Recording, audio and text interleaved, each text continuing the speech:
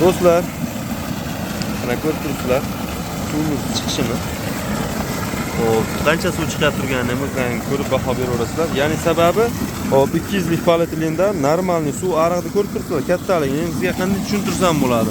Arig'imizni eni 1,5 metr oshiq. Chuqurligini bilmayman, lekin normalniy suvda ishlayapti. Masofasi ham shuni ham 1 metr oshiq masofada liniyada suv tashab turibdi. Ko'rib turibsizlar. Xudo xolasa amperlarni ham ko'rsatamiz, nasos uстановка bo'lgan joylardan ham ko'rsatamiz. Suvimiz davlinasini qancha joygacha qaynataveryapti. Bu hazlakam davlina bo'lmayapti. Kanalga yangilanib obuna bo'lasizlar, like tugmachasini bosib, shunday suvdan qiynalayotib turgan fermer dehqon akalarga jo'natib qo'yasizlar. Qolgan videoni biz pastda davom ettiramiz. Bizlar uzoqlashib turasizlar. Liniyasiga keladigan bo'lsak 35-40 metr, podyomi 10 metr bor, lekin 200 lik diametrda 18 kW nasosimizni qo'yganmiz, ya'ni gulbinni. Pastdagi holatlardan ko'rsatamiz. Amperlari bo'lsa 36. Tushunganlar o'zi batareyani nagruzkasini bilib ko'raveradi. Endi bo'lsa suv chiqishini ko'rsatamiz.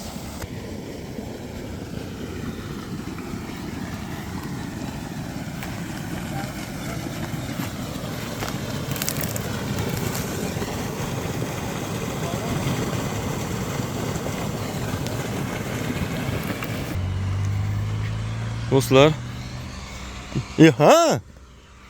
Qochib ketyaptimi motor? Nasoska musor kelib qolyapti. Musor ko'p ekan bu yerda. Ko'rib turibsizlar, 200 lik paltning ulaganmiz. Uстановкасini ham mana pastda nasosimizni bachok ichiga qo'yib, tekis atotlar bilan bukib, mana bu yerda ko'rib turibsizlar, mana 129 200 переходникlar bilan olib chiqib ketganmiz. Suvimizni kelish masofasi ham bundan kelib turibdi. Amperlarni ko'rsatamiz. Bu yerda shitlar o'zlarinikida. Yonidagi mana 7,5 kW nasosimizdan 200 ta edi. Buni 150 200 tani 150 ga montaj qilibdi. Biz 150 200 ga montaj qildik. Hozir shitni ham ko'rsataman.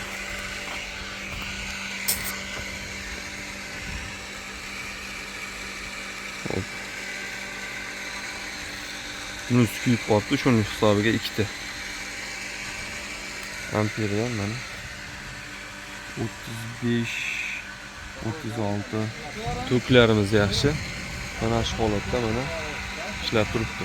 Bizda uzoqlashmaysizlar, kanaldan yo'qsa like tugmachasini bosib qo'llab turasizlar. Bosamiz.